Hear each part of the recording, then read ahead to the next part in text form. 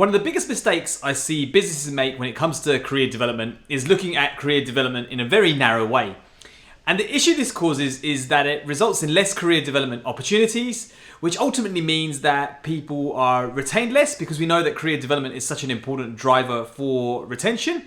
But it also means that businesses then struggle to build the skills that they need to succeed in the future and the skills they need to execute their strategy.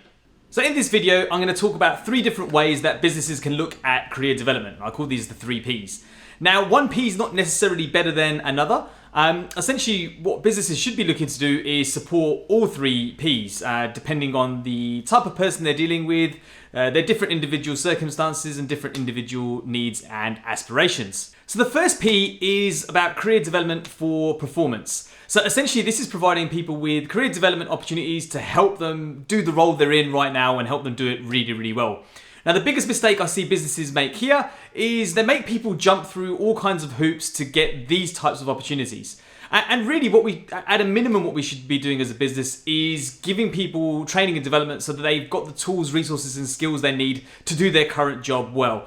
The next P is about career development for potential. So this is really providing career development opportunities that will help the person grow and develop into their next role or any kind of subsequent roles that they've got as an aspiration.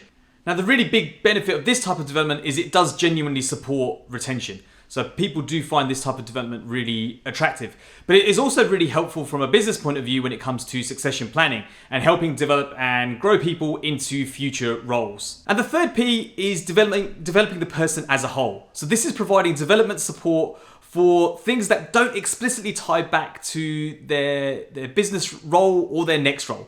So this might be supporting the person doing things that are in line with their interests, hobbies, and other things that they've kind of got going on. And this is one where I see there's a really big opportunity if you're an employer and you need to kind of create differentiation. So you want to kind of create your employer brand and you want to be able to offer something different to your competitors. I think this is a really untapped area. I sometimes see hesitation around this because businesses are like, well, what's the kind of ROI in providing development for stuff that has no tangible, clear link back to the business? And I think there's a couple of different ways to look at this. So one of the ways of looking at this is in terms of the types of skills people might build by engaging in things that are kind of outside of their work practices.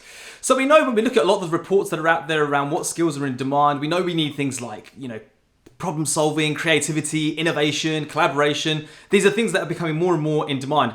And these types of things are built really well by engaging in those things that are not directly connected to the business. Engaging those types of things, whether explicitly or implicitly, they help us build different skills that sometimes we can't build directly in the business context. And then the last way of looking at it, there's a certain bucket of people in your business that are performing really well in their role and they really enjoy the role that they're in. So they're not necessarily interested in, they don't need development for performance, they don't need development for their next steps because they're perfectly happy in the role that they're in. And so this can be a really nice way to provide them development opportunities which they may not ordinarily get access to anyway. So I do think it's a really nice way to reward people that are very happy in their role, that they're performing really well. This type of development can really act as a way to incentivize, reward, and recognize people that sit in that bucket. So hopefully that's given you some food for thought. And I think in terms of some of the practical next steps from here. So the first is really making sure that every person in your business is having a good quality career development conversation with their people leader.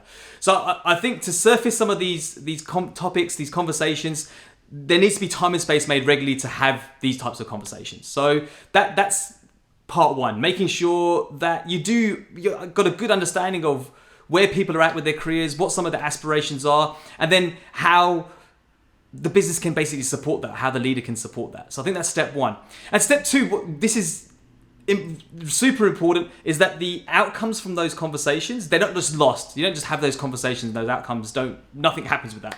That information needs to then be used to support that person's career development. So this might be around the types of training and development opportunities you provide to them. It might be around how you move people around the business and actually do that in a more proactive way. That information needs to be used. So you need a kind of mechanism where that information is really visible and readily kind of looked at and evaluated to help inform your people and culture practices.